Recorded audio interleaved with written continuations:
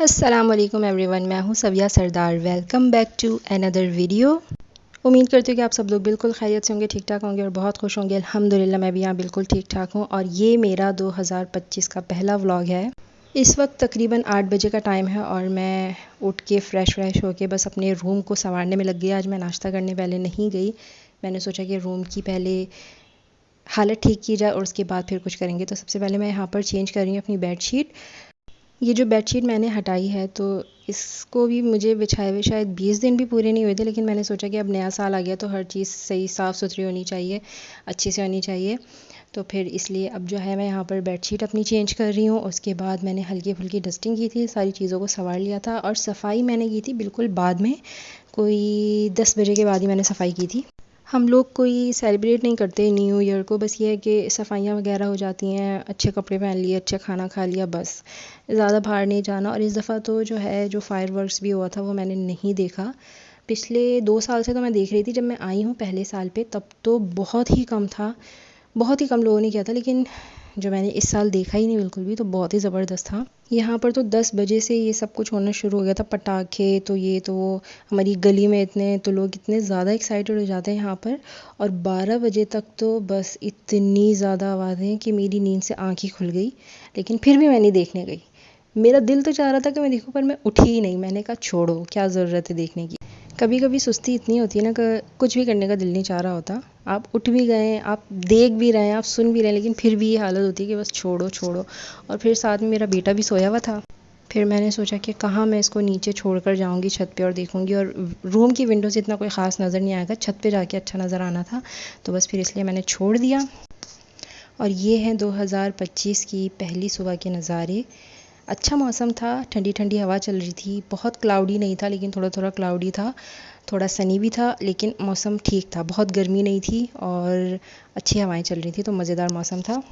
और ये मुझे रिसीव हुआ है गिफ्ट मेरे ब्रदर इन लॉ की तरफ से। वो हर साल ही जो है कुछ ना कुछ देते हैं, तो उन्होंने इस दफ़ा हमको ये डिजिटल क्लॉक दी है, जो कि मुझे पिक्चर में नज़र तो ये आ रहा था कि ये मोबाइल भी चार्ज करती है। इस वक्त ये चार्ज नहीं थी, तो सबसे पहले मैंने इसकी अनबॉक्सिंग की कि इसको देखा जाए कि ये कैसी है।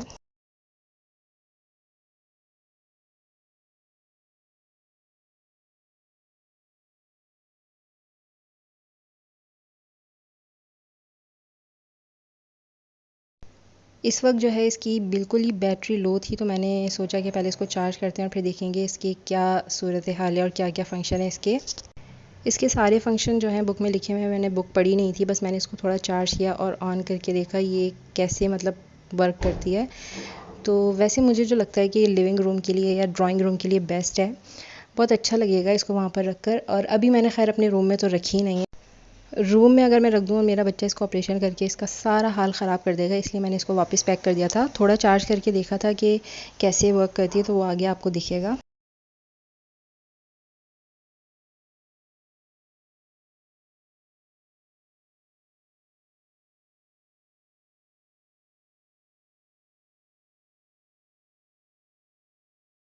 अच्छा, चार्जर इसके साथ नहीं दिया हुआ, इसका जो चार्ज होगा वो आपके मोबाइल फ़ोन का जो चार्जर होता है उससे ही हो जाएगा।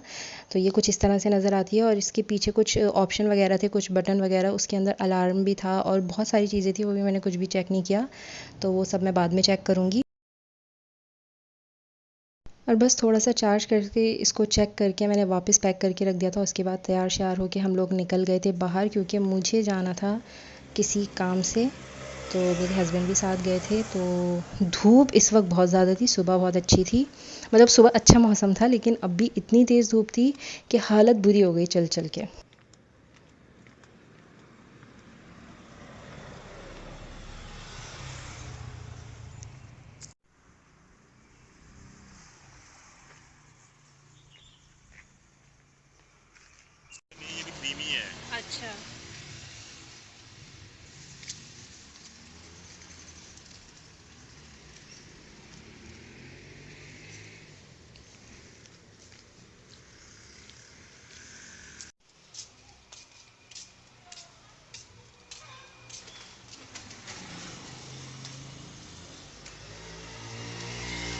मॉरिशस की सबसे अच्छी बात एक तो ये है कि यहाँ पे ग्रीनरी बहुत है, ऊपर से ये इतने हसीन किस्म के मुझे फूल नज़र आ रहे होते हैं ना, जगह जगह पे लोगों ने इस तरह अपने घरों में लगाए हुए हैं, तो मुझे बहुत अच्छे लग रहे होते हैं ये, तो मैं लाजमी कैप्चर कर लेती हूँ।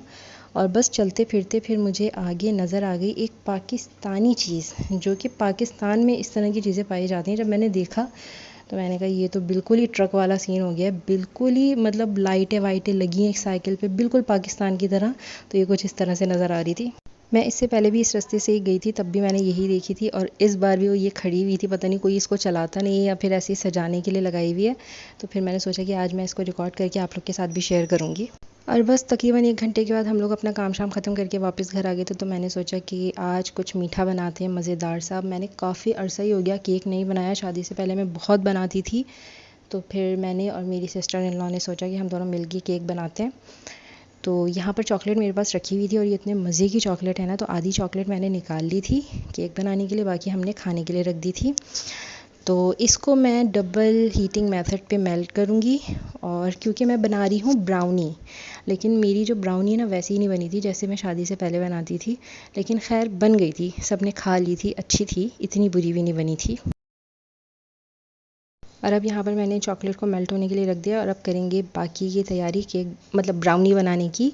तो यहाँ पर मैंने एक बोल में 2 टेबल स्पून शुगर ली है, और फिर साथ में मैंने डाल दिया था एक अंडा। अच्छा, मैं हर अंडे को डाल डाल के फेंट रही थी, यानी कि मैंने सारे अंडे एक साथ डाले, मैंने 3 डाले थे। तो जब भी मैं एक अंडा डालती थी फिर उसको थोड़ा मैं फेंटती थी, फिर मैं दूसरा डालती फिर फेंटती थी, इस तरह कर करके मैंने तीनों अंडे डाले।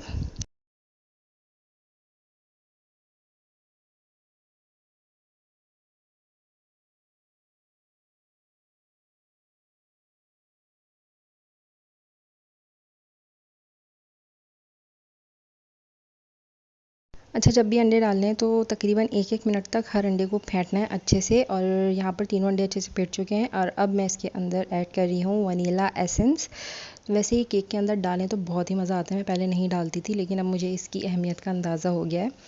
और वनीला एसेंस डालने के बाद जो मैंने चॉकलेट मेल्ट की थी वही इसके अंदर सारी की सारी ऐड करनी है, और फिर इसको भी अच्छे से मिक्स कर लेना है।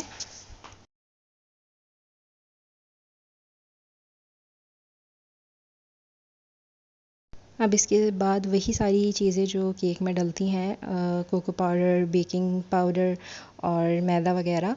अच्छा, ये सारी चीज़ें मैंने ऑलरेडी छान ली थी, जब भी केक बनाएं तो ये सब चीज़ें छान के ही डालनी होती हैं। और फिर मैंने यहाँ पर मेजर कर लिया था कप के हिसाब से, तो वो मैंने यहाँ पर ऐड कर लिया। और अब इन सारी चीज़ों को इतना मिक्स करने की कुछ इस तरह का थिक सा बैटर बन जाए।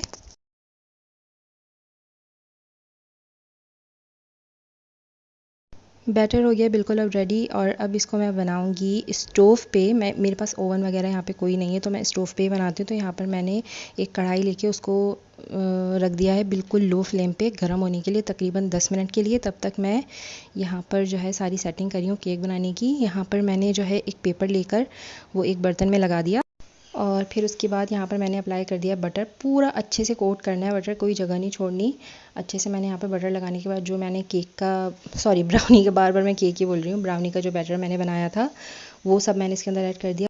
अब हमने अपना स्टोव ओवन चेक करना है किस तरह के, जब वो गर्म हो जाए तो उसके अंदर थोड़ा सा पानी डालना है, और जिस तरह ये बबल बने और ये जो बॉल हैं बहुत तड़पने लगे तो समझिए आपका स्टोव ओवन बिल्कुल रेडी है। अब आप इस पर केक आराम से बेक कर सकते हैं। और बस यहाँ पर मैंने इसको जब ये रखा था तो रखने के 10 मिनट के बाद जब मैंने देखा तो अच्छा खासा राइज़ हो गया था। मुझे लग रहा था कि तकरीबन 30 मिनट तो लगेंगे, कम से कम भी 25 लगेंगे, लेकिन 10 मिनट के अंदर वो बिल्कुल बेक हो चुका था और अच्छा खासा राइज़ हो गया था। तो राइज़ होने के बाद ये कुछ इस तरह का नज़र आ रहा था। तो बस मैंने इसको निकाल लिया, अगर मैं ज़्यादा देर इसको रखती तो ये जल जाता। बनाया मैंने ब्राउनी का बैटर था, लेकिन बन गया था ये केक ही। लेकिन कोई मसला नहीं है, लेकिन मज़े का था बहुत। थोड़ा ऊपर नीचे हो ही जाता है जब आप काफ़ी टाइम बाद कुछ करें, तो मेरे साथ भी यही सब कुछ हुआ। तो बस यहीं पर मैं करूँगी अपना व्लॉग एंड इंशाल्लाह मिलूँगी नेक्स्ट व्लॉग में। तब तक अपना बहुत सारा ख्याल रखिएगा, मुझे दुआ में बहुत ज़्यादा याद रखिएगा। पसंद आया तो मेरी इस वीडियो को ज़रूर लाइक कर दीजिएगा, और साथ ही मेरे चैनल को भी सब्सक्राइब कर दीजिएगा। जब आप सब वीडियो को लाइक करते हैं और चैनल को सब्सक्राइब करते हैं तो बहुत ज़्यादा खुशी मिलती है, और ये बिल्कुल फ्री है, इसके कोई पैसे नहीं लगते, तो लाजमी ये काम कर दीजिएगा। मिलूँगी नेक्स्ट व्लॉग में, तब तक के लिए फ़ी अमान अल्लाह।